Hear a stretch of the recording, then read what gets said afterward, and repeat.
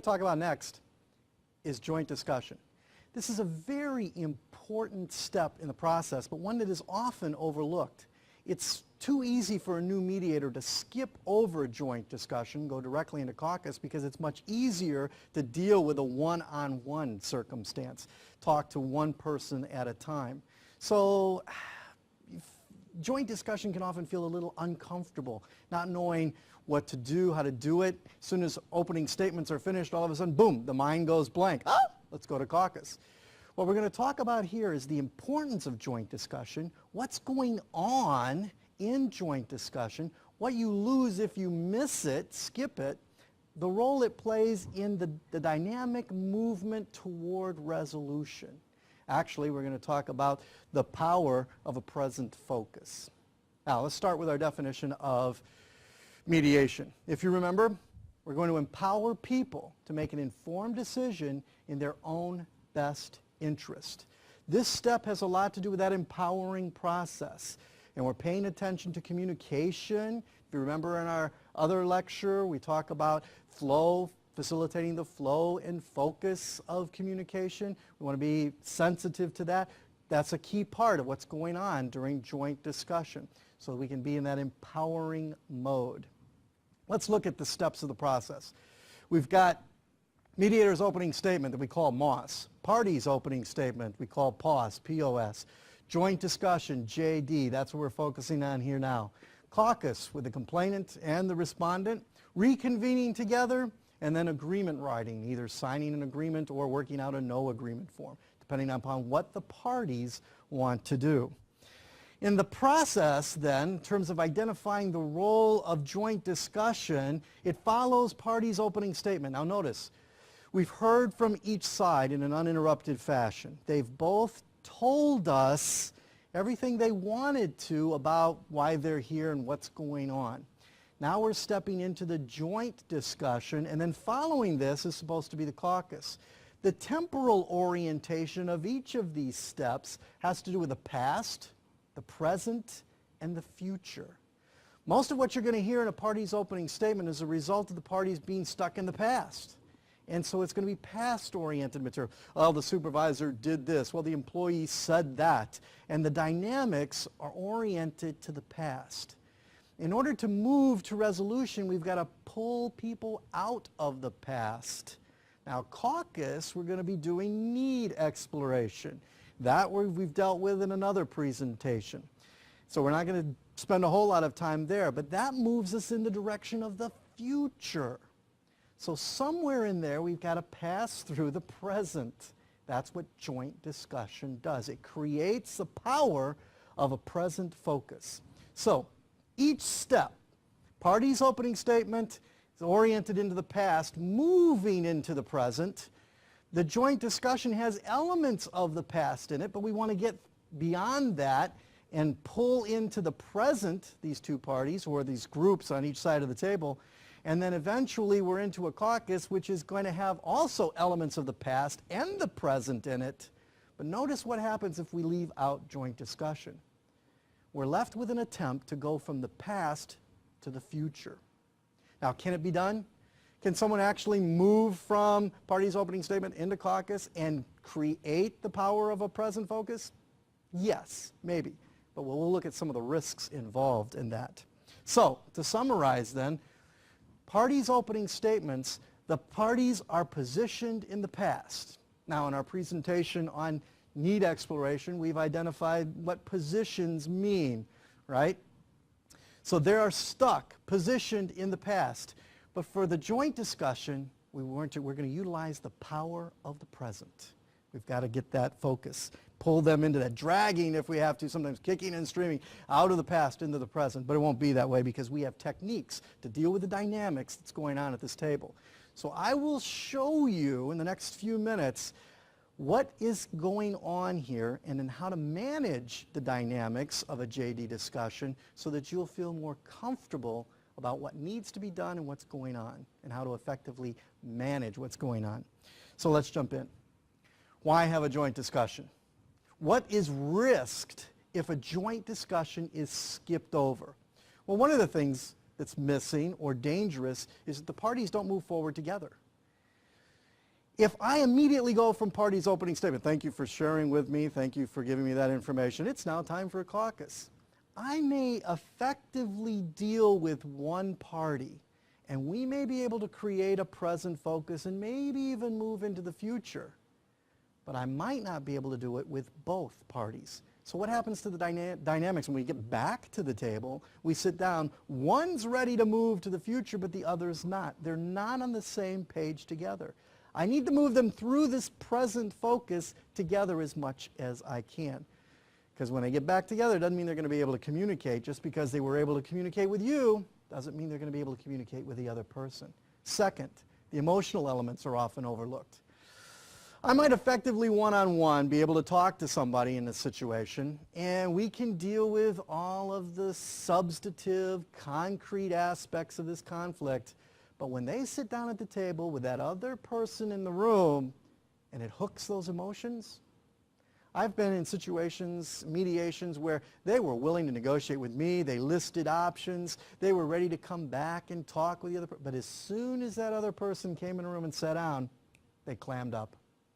The emotional content we had not effectively dealt with. We hadn't dealt with the venting to create a balanced personal state, which we talked about in the communication skills presentation. We've got to be able to create that. They come back, don't want to talk to them because the emotions haven't been dealt with.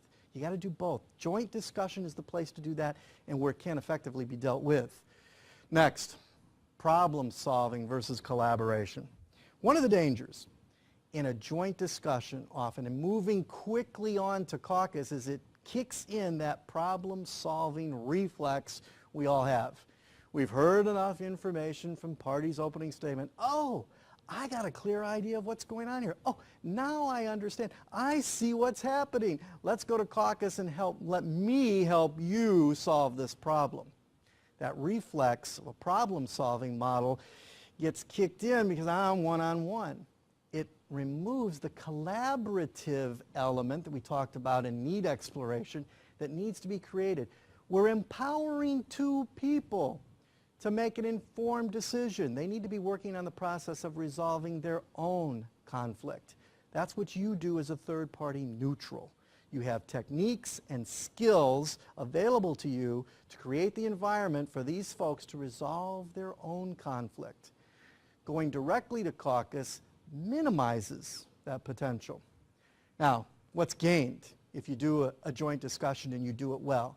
You have that power of that positive focus. This is critically important to have happen. If it doesn't happen in joint discussion, what I've seen more often than not, 9 out of 10 times with a new mediator, if they skip joint discussion, they go to caucus. They might have a fruitful and beneficial need exploration time. It can sometimes happen. But then what happens, they get back together, the parties haven't gone through the present focus, and they end up in that reconvening time having a joint discussion. They end up venting. They end up getting all that emotional stuff on the table now. When you were ready to move forward toward an agreement writing step, what happened? The parties went back because they weren't able to move from the past into the present. Now, there's nothing wrong with that. If that's something that's happened to you or you've done it before, it's not a problem. The process is an incredibly forgiving process. So you have to caucus again. So they go back and end up doing a very good joint discussion. You caucus 2, 3, 4 times. Doesn't matter. The process allows for that possibility. You're working harder than you need to, but that's up to you. I want to show you how to use techniques here that will bring these folks to a positive, present focus so that your caucus will be more effective and you won't have to work so hard. Let's go to the next one. How do we go about creating that present focus? First thing we need to do is stimulate discussion. And there's a number of ways to do that. We're going to talk about that next. The second thing we're going to do in order to create that present focus is create areas of focus. In other words, we're going to organize apparent issues and we're going to organize apparent options. Now, I mentioned apparent issues and apparent options. This is important because the only information you have to deal with is the information that was given to you during the party's opening statement. Now remember, it's usually oriented in the past. It's usually their side of the story, if you will. So it's limited information. It's what they have offered to you as apparently what the issues are, apparently what the options are available. But it's all you have to work with. If you still work on organizing those things, you can create that present focus. So two things need to be a part of that. One, stimulating discussion. Two, creating areas of focus. So let's talk about stimulating using techniques. Number one technique to use for stimulating conversation is to summarize. Summarize the opening statements that you've just heard. Matter of fact, that works out to be an excellent transition from opening statements into joint discussion. Now remember, your goal of the summary isn't to get the information right. This isn't a quiz. Well, let me summarize and make sure that I want to communicate to you that I understood everything you said. That's not the goal. So allow for interruptions to take place in your summary. If they start interrupting you and talking with each other, you've stimulated discussion. That's what you want. That's what you need to have happen. And by doing that, you've created that first step, stimulating discussion. So we're going to summarize the opening statement. A good transition statement between the two. I want to thank you both for your opening statement. This information has been helpful to me. I'd like to begin our joint discussion now with a summary. Let me summarize everything you've said and make sure that I've heard it correctly. Now, I've used the phrase, make sure I've heard it correctly, but that's not necessarily my goal. My goal will be to stimulate discussion. Because part of this, have I heard it correctly, gives me permission to ask the question, did I get that right? Could you say more? Could you clarify for me? And if I get it wrong, it's another opportunity to stimulate discussion. Second thing we're going to do then in terms of dealing with these techniques is look at a particular role play. The role play scenario that we have here is a non-selection. Now, the very next screen here is my notes. We've gone through the opening statements from both parties and I've generated these notes. All right, I've got one side for the complainant, as we've taught you to do, and one side for the respondent, that T motif. Now, this is just a picture of my notes. We're going to go through this in just a moment. But in terms of summary, there actually ends up being two styles you can use. Style number one is called the list style. Let's do that one first. I'm going to begin my summary with listing each one. For instance, well, let me summarize and see that I've gotten everything correctly, and we'll begin our joint discussion this way. Mr. C, or complainant, I've noticed that you mentioned that you were the assistant supervisor, that you're at a GS9 level. You applied for the supervisor position, and that's a GS12 level. You've had perfect attendance for the past 2 years, and you've had a lot of loyalty to the corporation, and you feel like loyalty is incredibly important. You've talked about the value of work experience versus theory, and the person that actually was hired for the job, Miss K, has more theory, you suggested, than actual work experience. So you saw your experience needing to be valued more than just plain theory. You talked about the morale in the workplace being down, and you've also reiterated or mentioned again that the evaluation you got, you received a 3% award bonus, and you thought that should be reflective of something about your value to the agency, and your attendance has been perfect. And those two things should have meant something, and you felt like they didn't. I've done a summary of his opening statement. I've just listed straight down the page. Then I'm going to turn to the respondent, do the exact same thing. What you mentioned, Miss R, is that you're the assistant director. You've been the assistant director for 3 years. You've worked for the agency for 5 years.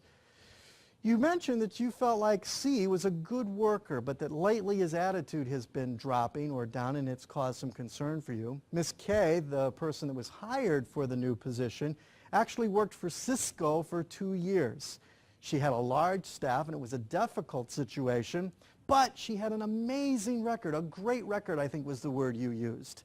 You'd like to clear things up here and deal with the distrust and hurt feelings that you think have taken place. You too mentioned that morale has gone down, but you think it's somewhat attributed to the downsizing rumors that's going on in the agency. And you feel like this situation is unacceptable and unhealthy. All I've done is listed both of them. Now, as far as accuracy is concerned, I may have gotten it right. Two things I want you to notice. The list, I get my summary done, but also notice the note-taking.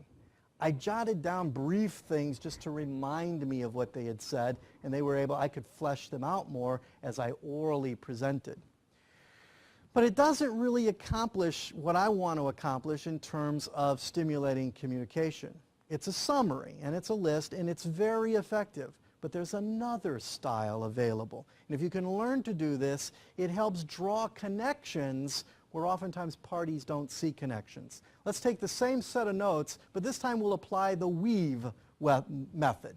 Rather than just list out each one, I'm going to weave the two together. Notice I've grouped them by color. Right? Now, obviously, in a real-life situation, you're doing this by sight.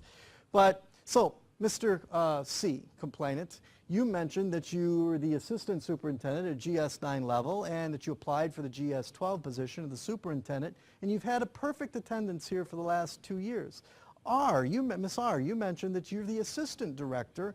You've been here as assistant director for 3 years, but worked for the agency for 5. Notice I've grouped together the work experience. I could move from one to the other. I'm creating a flow that can pull these two people together in a subtle way. Mr. C, you mentioned that you've been quite loyal, and you take loyalty to the team and to the agency and to the department very important. And you have a great deal of work experience that you think is more valued and should be more valued than theory of Miss K. Miss R, you talked about Miss K. You mentioned that she's worked for Cisco Systems for 2 years. She had a large staff, was a difficult setting, came out with an amazing record. And that had an influence in the decision-making process to hire him. You both, now notice what I'm able to do with the communication, you both mentioned the morale in the workplace. Mr. C, you talked about it being down and noticed that it's been having an impact on morale on the department lately. Miss R, you mentioned morale too, saying it too was down. So you both noticed that. You attributed some of it to maybe the downsizing rumors that are taking place. And Mr. C, you talked about your performance evaluation, that it was excellent, good. You've even got an award for that, and that award and your attendance should have counted for something. And Miss R, you've mentioned a willingness to work here today for clearing some things up, dealing with the mistrust and hurt feelings, and you find this unacceptable and unhealthy situation. Notice with the weaving, I've kind of brought them together, back and forth, in and out, and it creates a communication style at the table that can model the things you want to model. So your summary can actually begin to create for you the communication style you want to see happening between them. So you're starting to create that present focus. You want them here, present together, dealing with the issues you want them to talk about. We've just done an excellent summary, illustrated 2 styles, a list style or a weave style. But notice, neither one of what I just did stimulated any discussion. I want to use my summary. See, it's not just about getting the information out and feeding it back to them. I want to use my summary so that I can stimulate discussions. So what I want to do is pause as I'm going along, whether it's list or weave, and interject some questions. I'm going to ask questions, and the type of questions that I'm going to ask are knowledge comprehension type. Now, we deal extensively with this in the needs exploration presentation. But right now, remember, knowledge and comprehension type questions deal with background information and fact-finding questions. I'm going to dig deeper into the history, dig deeper into what's happening in the department. Tell me policy, tell me practice, tell me procedures. I'm going to do the investigative type mode at this point. I don't want to stay in the investigative mode, but right now, moving from past into present, these questions can be very helpful. because I want some of the past information, but I don't want to stay there. I want to keep going. Other questions I'm going to ask. I'm going to ask them if they have questions of each other. Anything you had to ask of each other. Because remember, they've been talking, but I've asked them to do it in an uninterrupted fashion. Please don't interrupt each other. So they haven't had a chance to disagree or agree or ask someone to explain. Now during joint discussion is a time for them to talk. Okay? Did you have any questions of each other? Well, yeah, when you said that, did you mean that? When you said I was a good employee? Well, yeah, I meant that. Okay? It's time for them to talk. Again, an opportunity for me to stimulate discussion. And another question I can ask is any possible solutions? I always ask in my opening statements, asking them for their opening statements, please tell me why you're here and what you would like to see happen. 98% of the time, they never tell me what they would like to see happen. Notice, that's a present question. But their opening statements are often positioned in the past. So they'll spend a great deal of time, 98% of the time, telling me about the past and ignore that other part. What did you hope to have happen here today? So it still allows me in joint discussion to raise it again. I wonder if you could tell me what you'd hope to accomplish here today. If you could, what is it you would like to see happen here today? Why are we here and what would you like to see happen? Possible solutions. Now keep in mind, communication skills we talked about, that imbalanced personal state, they're in probably an imbalanced personal state, so the solutions that they pose may not be very palatable, not very acceptable to either side. That's okay. If they offer unrealistic solutions at this point, they're on the table. We can deal with them and now get rid of them. It also gives us a chance to move through that single solution mindset we talked about in the communication presentation as well. So go ahead and ask for possible solutions and play with them, work with them for a while. All of these questions that we've outlined will stimulate discussion. That's what you need to do to create that present focus. So let's do it. Let's ask some questions. Let's use our notes and the summary that we've created to generate questions that will stimulate discussion. Let's start with Mr. C. There's his notes.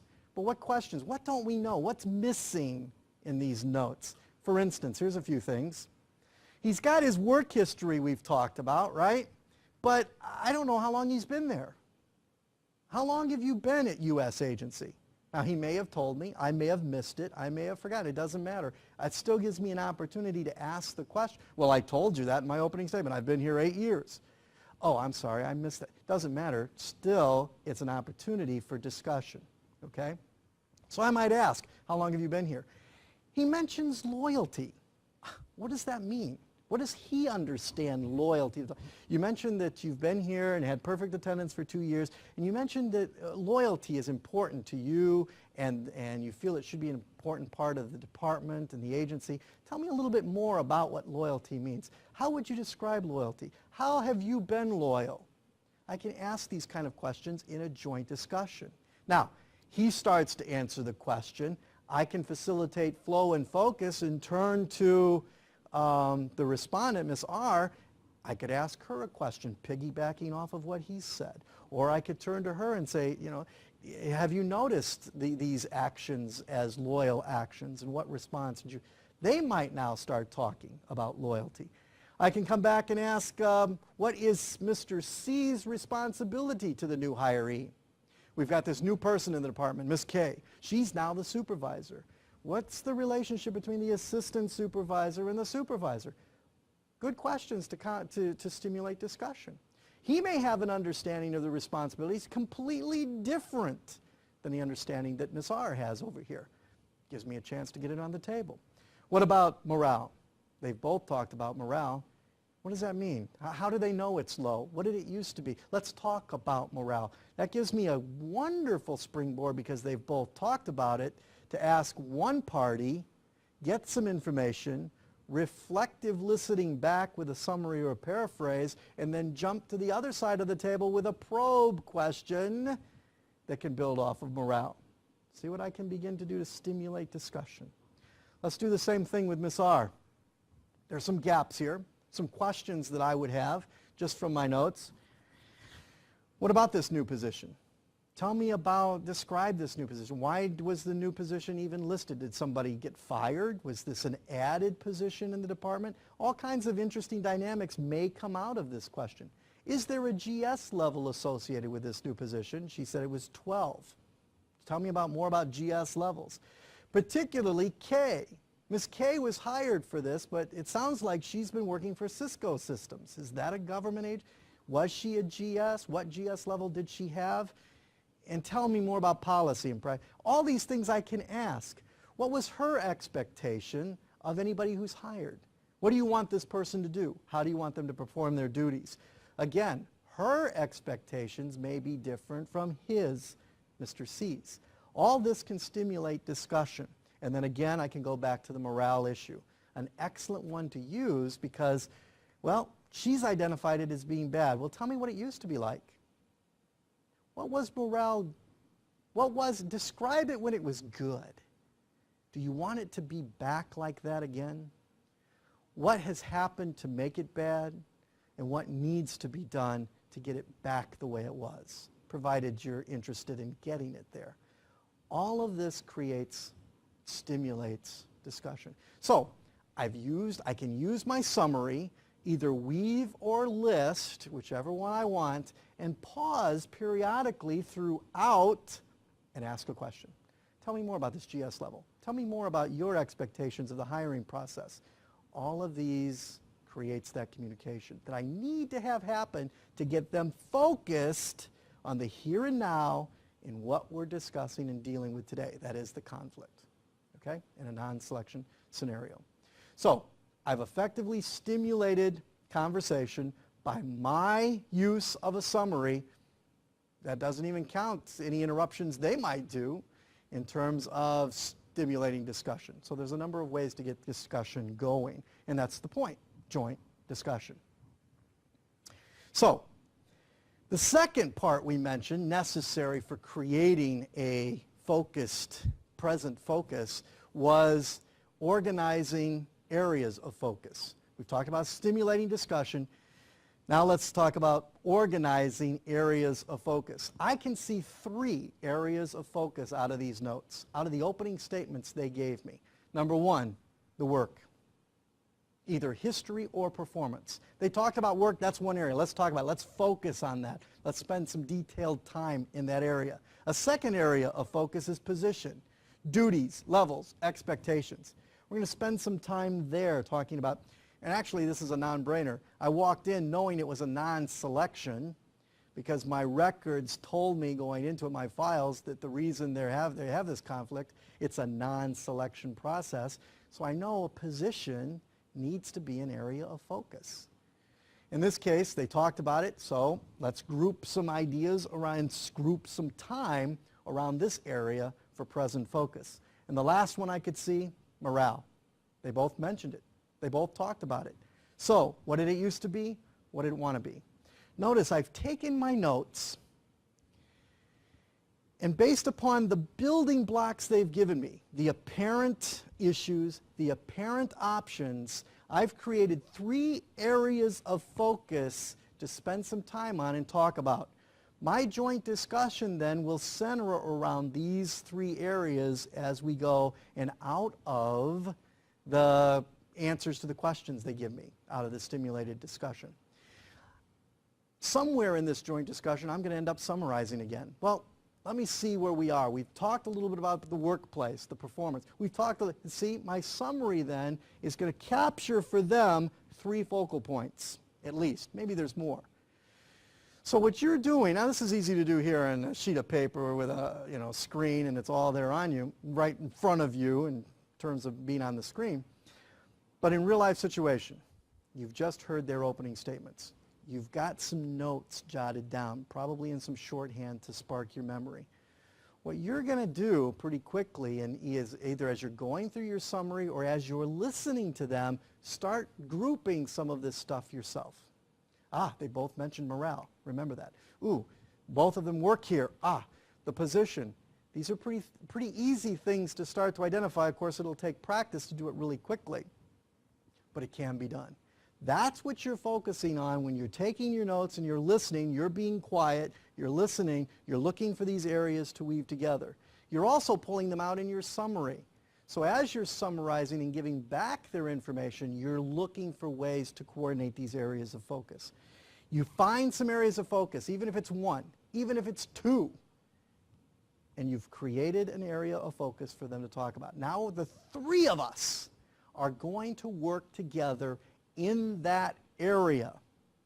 That's what creates the power of the present focus. They started in the past.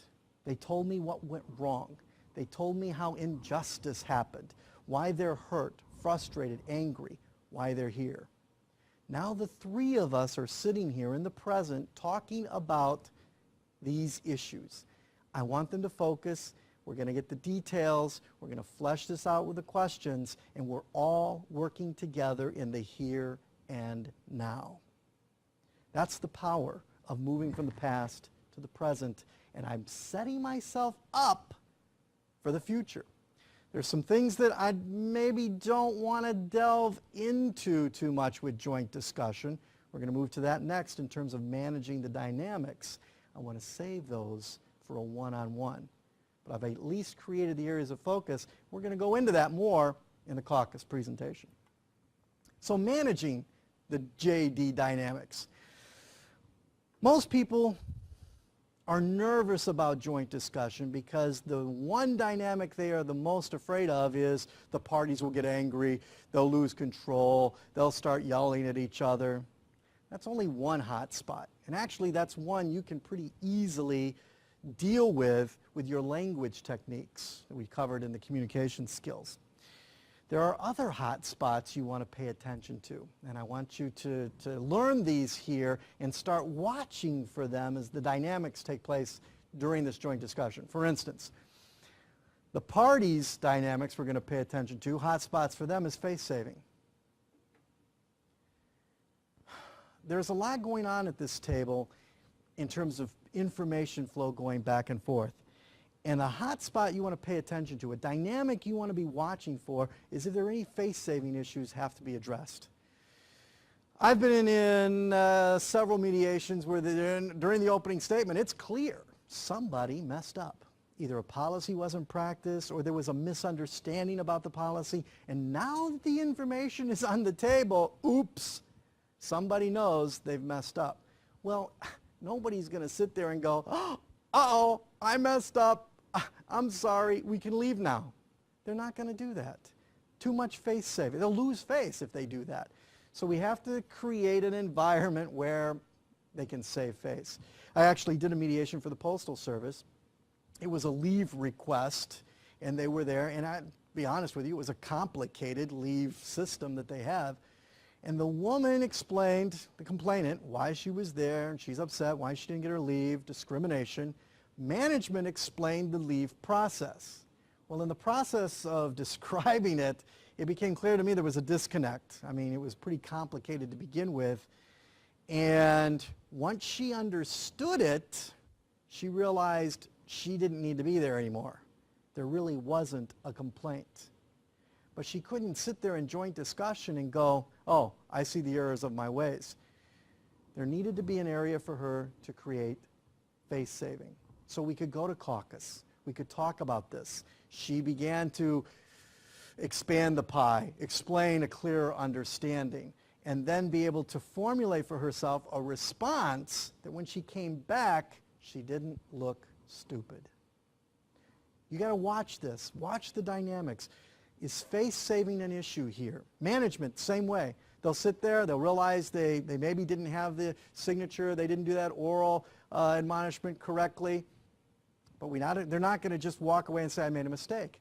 They're going to find a way to save face. That's a dynamic and a hot spot you got to pay attention to. Next one, dynamic power. Power going on at this table. Is it balanced? Is it going to be balanced? Not necessarily balanced all the time. There can be an imbalance of power, but what you want to pay attention to is big shifts. Power imbalance that's created by intimidation, by lack of information, by overpowering in terms of, say, an interrogative atmosphere. you're going to pay attention to that with your language skills. So if someone is rapid firing questions off, intimidating, say, a complainant or a representative, you can step in. Excuse me, let me interrupt for a moment. There was a question I had and I wanted to explore, but before we get to the question, let me summarize where we are. See what you're doing? You're affecting the flow of the communication, keeping that balance. Another way that balance can get out is the continual dismissing and diminishing of the other person. Someone can be completely ignored. I've seen this where a complainant will make a statement, management will not have heard it at all. They'll just move on to what they wanted to say, kind of roll over the other side. Well, I'm going to be paying attention and being sensitive to this. I may stop this for a moment. Excuse me, before we go any further, there was something you said, and I'll go back to the person who was ignored. There was something you said that caught my attention. I was wondering if you could repeat it. They tell me it again. I find that interesting. So what you're saying is do a little reflective listening, expand it, turn to this side of the table and say, did you understand that way? See what I'm doing? I can keep the communication balanced even if one side's intimidating the other. So you want to pay attention in joint discussion, not just to losing control, face saving, power dynamics, reality testing. This is a sensitive one. This is when you know, just out of your pure experience of having done a lot of these, that what's being asked for is completely impossible, maybe even illegal. But how do you get this information on the table? Again, if you start reality testing, you may risk the power dynamics. Well, now, my understanding and all the work of mediation and agency experience, it's impossible for a GS9 to move to a GS12. Now, see, what have I done? I can possibly create power imbalance, even face damaging, by asking those kind of questions. Do I know that a GS9 can't go to a 12? My experience says, yeah, that's probably can't be done. But do they know that?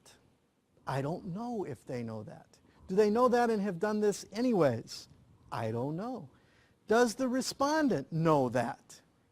She's the director. She may be new. She may not know. So I've got to be careful how this information gets on the table. So I've got to watch my timing, and I'll more than likely do it in caucus, where it's a little safer space and I don't risk these other things. So watch the reality testing. You know in the back of your mind it needs to be done. You may even jot it down, put a star next to it, circle it, you want to come back to that. Now, does that mean we can't touch the GS information during joint discussion? No, it doesn't mean that. But it means you're going to be ginger about it. Maybe tease it out.